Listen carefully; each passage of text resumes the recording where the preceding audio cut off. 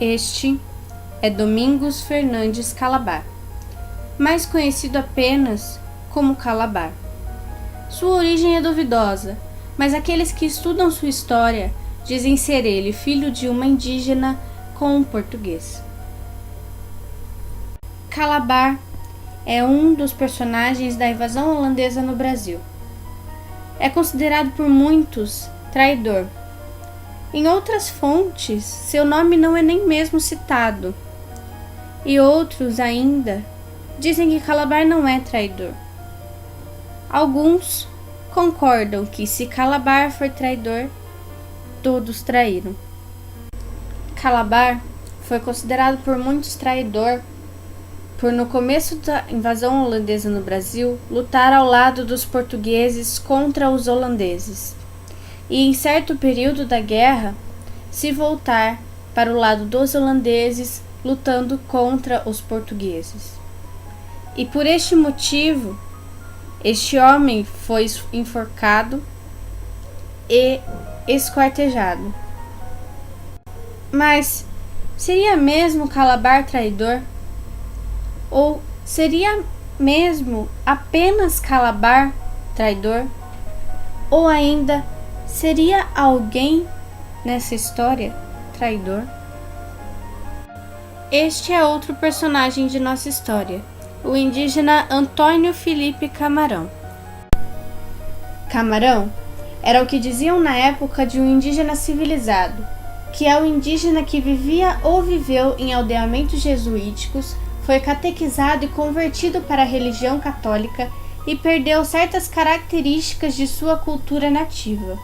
Guerrilhou também junto com os portugueses contra os holandeses durante a invasão holandesa. Algumas fontes veem Camarão como um herói, como alguém que lutou pela pátria. Outros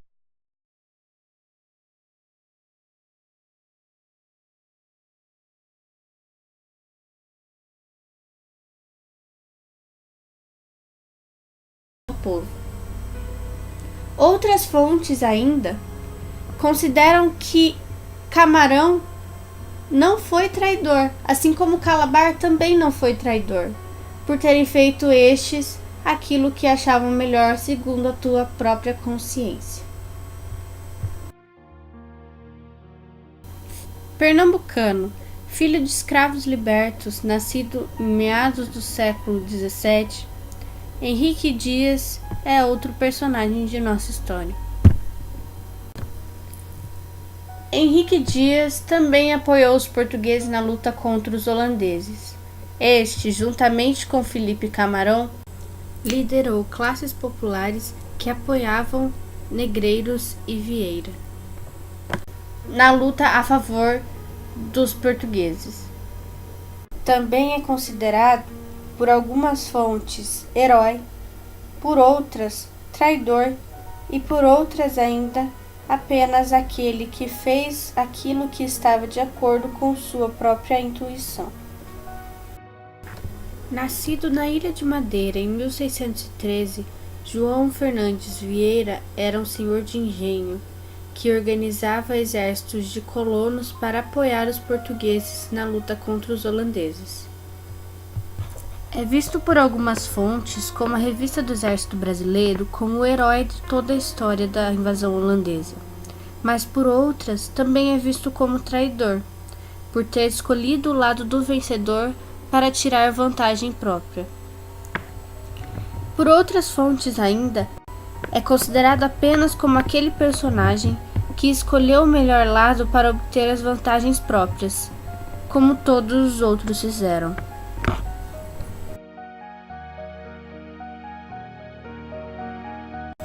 Peruano, nascido em 1616, Barreto Menezes foi um senhor de engenho que liderou o exército luso-brasileiro na batalha contra os holandeses. Era auxiliado por Vidal de Negreiros e Fernandes Vieira, que montavam exércitos para ajudar na luta contra os holandeses. Também eram apoiados por Dias e Camarão, que lideravam movimentos populares.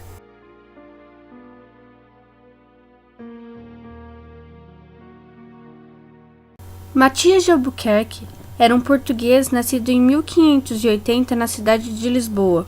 Era um administrador colonial que foi governador da capitania de Pernambuco e governador-geral do Brasil. Fez parte do Exército de Resistência dos Luso-Brasileiros e é Matias de Albuquerque quem captura Calabar para ser enforcado e esquartejado segundo seu julgamento.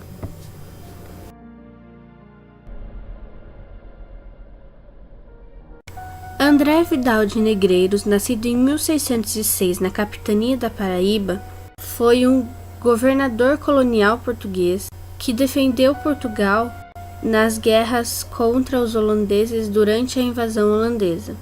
Algumas fontes definem Vidal como sendo o tipo de combatente que desenvolve as estratégias ao invés de empunhar uma arma.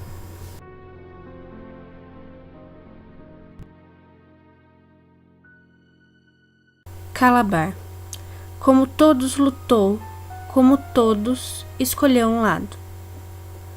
Mudou de lado, sim, mas isso o torna traidor? Ou isso o torna apenas mais um que luta por vantagens próprias? Será que são todos traidores? Todos têm motivos para trair?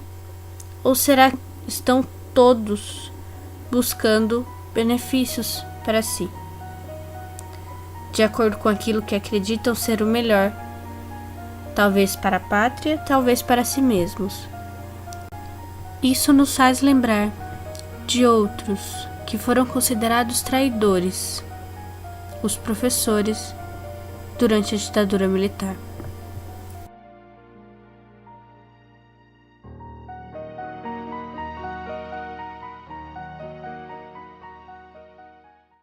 Qualquer ditadura é sempre uma violência explícita do Estado. E a violência explícita, do Estado não convive com a sensibilidade e com a inteligência. É a brutalidade esmagando o ser humano. Em relação aos professores, educadores, eu falo como estudante da época e falo como professor da época. Em primeiro lugar, é evidente, e não há aqui nenhum juízo de valor, que o pensamento crítico, transformador, o pensamento que procura uma reflexão a respeito da realidade para transformá-la, o que se chama muitas vezes de consciência política, militância política, é evidente que isso, naquela época, ou hoje, entre os estudantes da época, os professores da época, era existente essa consciência, essa compreensão crítica da realidade e essa vontade de transformar a realidade para criar um mundo mais justo, mais igualitário e baseado na fraternidade e no amor. É evidente que isso estava presente nos corações e mentes de poucos. Mas o fato de ser poucos, naquela época, hoje, não é motivo de desânimo. Pelo contrário, é de entusiasmo. Mostra que o sistema é forte, é poderoso, e nada mais explicitamente poderoso do que a ditadura, que prende, tortura, mata. Mesmo nessas condições mais diversas, onde sentir e pensar era um risco de vida, mesmo nessas condições, diria até por um milagre, alguns estudantes e alguns professores, poucos, disseram não a essa realidade brutal e cruel.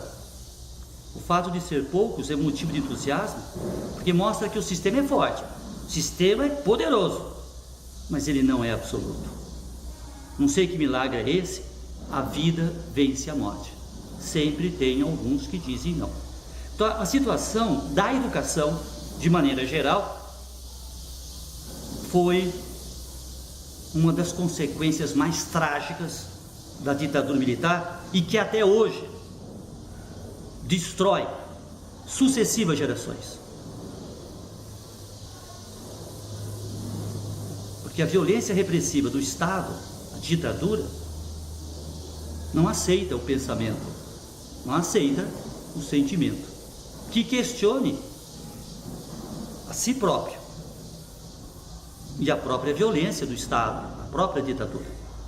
A educação destruída, né? Os projetos educacionais libertários que estavam em gestação, como o grande pedagogo Paulo Freire, até as experiências do ginásio vocacional, né, do governo do Estado de São Paulo da época, tudo foi abortado, violentamente castrado e destruído.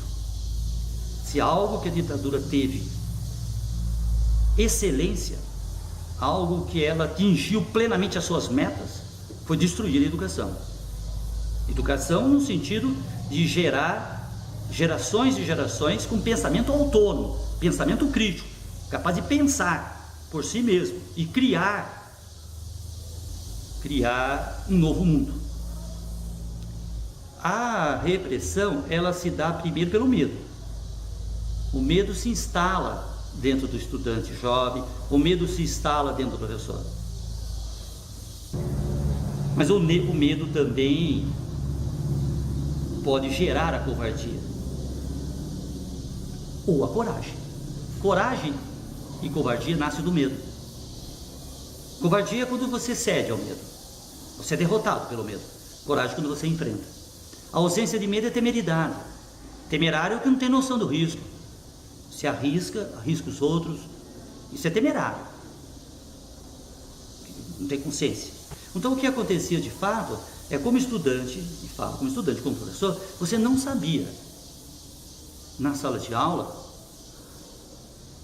o que você poderia falar, porque no meio dos estudantes e até no meio dos professores existiam aqueles que poderíamos vulgarmente chamar de espiões.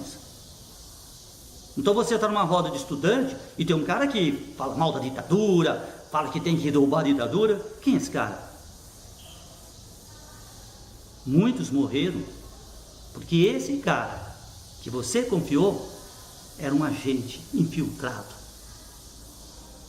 e que depois passava o relatório dizendo quem era quem e aonde se reuniam. Imagina, é uma situação terrível. Só quem viveu pode dizer o que foi, e não há ninguém que viveu essa época consciente que não carregue até hoje sequelas. Eu próprio. O medo continua enraizado, embora já não exista tantos motivos para medo, mas existem ainda aqueles que pregam uma volta da ditadura militar. Então a situação da educação foi uma situação assim, terrível, porque o educador, o estudante, aquela parcela que não era a maioria, era uma minoria, mas em termos qualitativos não podemos fazer comparação, mas situação de medo, né? O professor dando aula, ele é retirado da sala de aula, ele vê o aluno sendo retirado brutalmente da sala de aula pelos agentes da repressão, ele não pode fazer nada. Os alunos, os estudantes, têm um professor, ele some. Cadê o professor? Se encontrasse um boletim de ocorrência numa delegacia, tinha esperança. Porque quando não encontrava, sabia que ele foi sequestrado, levado para um local de tortura clandestino e morto. Existem muitos estudantes que estão até hoje esperando o seu professor. Existem muitos professores que nunca mais viram aquele jovem estudante na sua sala de aula. Nem a família, né? Porque nem um corpo morto para o luto, para o túmulo e poder chorar. São órfãos, muitos filhos são órfãos ou talvez meu pai morreu,